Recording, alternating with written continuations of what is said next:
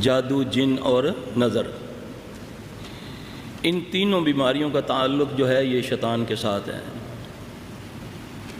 اور شیطان جو ہے وہ کوئی مخلوق نہیں، مخلوقات اللہ نے تین پیدا کی، فرشتے نور سے، جن آگ سے، اور انسان کو مٹی سے پیدا کیا۔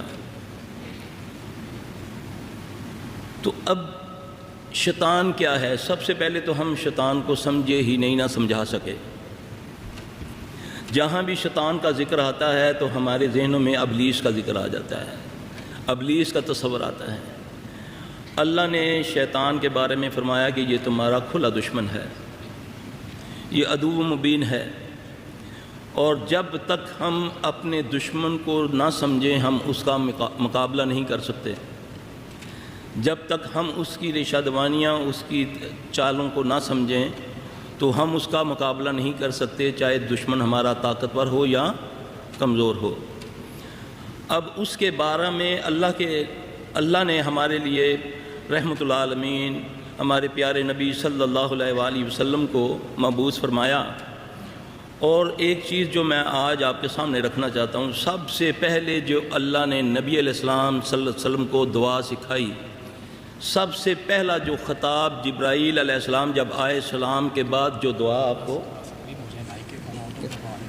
ادھر تو وہ کیا تھا؟ ہمیں تو یہ بتا دیا جاتا ہے کہ جبرائیل آئے وہی لے کر، تو آتے ہی انہوں نے کہا اقرأ بسم ربک الذی خلق۔ ایسا نہیں ہے۔ جب وہ آئے سلام کے بعد انہوں نے سب سے پہلے جو اللہ کی طرف سے جو دعا سکھائی گئی وہ یہ تھی، اعوذ باللہ السمیع العلیم من الشیطان الرجیم۔ سب سے پہلی دعا جو محمد صلی اللہ علیہ وسلم کو سکھائی گئی وہ یہ ہے۔ یہ کیا چیز ہے کہ سب سے پہلے وہ چیز بتائی گئی کہ جس سے اے محمد صلی اللہ علیہ وسلم تو میری پناہ میں آئے گا تو اس سے بچ سکے گا، وہ شیطان ملعون۔ پھر بسم اللہ، پھر اقرأ بسم ربک الذی خلق۔ یہ اتنی بڑی قوت اللہ نے شر شیطان پیدا کیا، اور پھر اس کے بچنے کا طریقہ بھی سب سے پہلے محمد صلی اللہ علیہ وسلم کو بتایا جاتا ہے کہ وہ پہلے یہ پڑھیں کہ اعوذ باللہ السمیع العلیم من الشیطان الرجیم۔ اب کبھی غور کیا ہے ہم نے کہ یہ کیا ہے؟ جب بھی ذکر آتا ہے اللہ کے نبی صلی اللہ علیہ وسلم نے ہمیں ہر اس چیز سے آگاہ کر دیا، یہ کام کرو تمہیں شیطان سے بچ جاؤ گے، یہ کرو، یہ ہم نے اس کو فالو نہیں کیا۔ جب بھی شیطان کا ذکر آیا ہمارے ذہن میں تصور آ گیا یہ ابلیس کی بات کر رہا ہے۔ میرے بھائیوں، یہ شان میرے رب کی ہے، وہ اکیلا ہے، وہ مستوی العرش ہے، وہ اپنے علم و حکمت کے ساتھ پوری کائنات میں ہے۔ کیا ابلیس ملعون کے پاس بھی یہی طاقت ہے کہ وہ اکیلا ایک تخت پر بیٹھا ہے، سمندر کے اوپر تختہ لگائے بیٹھا اور ساری کائنات کو اپنے خود اکیلا ہی وہ کنٹرول کر رہا ہے؟ یہ تو میرے اللہ کی شان ہے کہ وہ آسمانوں میں عرش پر ساری کائنات کو اپنے علم و حکمت کے ساتھ کنٹرول کرتا ہے۔ یہ شیطان جنوں میں سے ہے، یہ جبلت ہے، یہ مخلوق نہیں ہے۔ جنوں میں اچھے بھی ہیں، برے بھی ہیں، ہر وہ چیز ہوتی ہے جو انسانوں میں ہے۔ اصل مقصد سمجھنے کا یہ ہے کہ جب تک ہم اپنے دشمن کو یا اس کی قوت کو نہیں سمجھیں گے ہم اس سے نہیں بچیں گے۔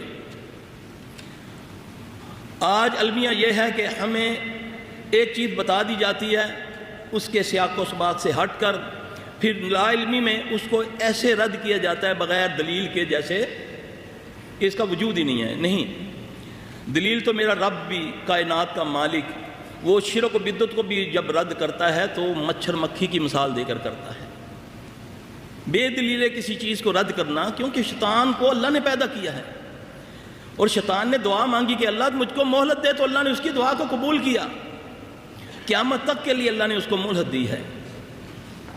اور پھر اللہ کو اس نے چیلنج کیا، پھر اللہ نے اس کے چیلنج کا جواب دیا کہ میرے بندوں پر تیرا زور نہیں چلے گا۔ اب اس کا زور کن پر چلتا ہے؟ قرآن پاک میں اللہ فرماتے ہیں فَإِذَا قَرَأْتَ الْقُرْآنَ فَاسْتَعِذْ بِاللَّهِ مِنَ الشَّيْطَانِ الرَّجِيمِ۔ جب تم قرآن پڑھنے لگو تو کیا کرا کرو؟ تم اعوذ باللہ من الشیطان الرجیم پڑھ لیا کرو، قرآن پڑھنے لگو۔ اب قرآن کو بری چیز تو نہیں ہے، کائنات کی سب سے افضل ترین کتاب ہے، لیکن مالک کہہ رہا ہے کہ جب تم اس کو پڑھنے لگے تو میری پناہ میں آ جایا کرو اس رجیم سے۔ کیوں کہ انہ لیس لہ سلطان علی الذین آمنوا وعلی ربہم یتوکلون، اس کا زور ان پر نہیں چلتا جو اپنے رب پر توکل کرتے ہیں اور ایمان لاتے ہیں۔ اس کا زور انما سلطان والذین اعوذ باللہ من الشیطان، اس کا زور تو ان پر چلتا ہے جو شرک کرتے ہیں اور اس کو اپنا دوست مانتے ہیں۔ اب یہ اللہ نے واضح طور پہ بتا، ویڈیو کے نیچے سبسکرائب کے بٹن پہ کلک کریں، بیل کے آئیکن پہ کلک کیجئے تاکہ ہر نئی ویڈیو کی نوٹیفیکیشن آپ کو، ویڈیو کے نیچے سبسکرائب کے بٹن پہ کلک کریں، بیل کے آئیکن پہ کلک کیجئے تاکہ ہر نئی ویڈیو کی نوٹیفیکیشن آپ کو مل جائے، اور تھمز اپ کا بٹن دبا کر اس ویڈیو کو لائک کریں۔